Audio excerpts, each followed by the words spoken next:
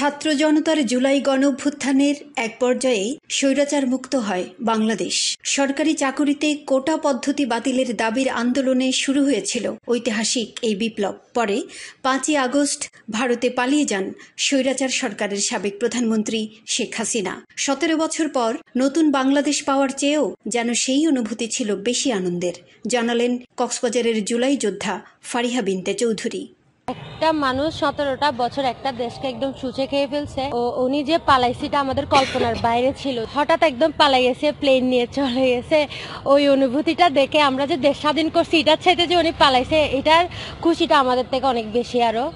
আবার অনেকের ধারণাই ছিল না 5ই আগস্ট বাংলাদেশ স্বৈরাচার মুক্ত হবে। কক্সবাজারের অপর এক জুলাই যোদ্ধা নাসিমা আক্তার পিঙ্কি জানালেন সে কথা। আমাদের এটা ধারণাই ছিল না যে 5ই আগস্টই আমরা সেই স্বৈরাচার মুক্ত বাংলাদেশটা পাবো। ছোটবেলা থেকে যখন থেকে বুঝতে শিখেছি ওই একটি সরকারকে দেখেই আমরা বড় হয়েছি এবং আমরা এটাই মনে প্রাণে গেঁথে গিয়েছিল যে এই স্বৈরাচার থেকে আমরা কখনো নিস্তার পাবো না।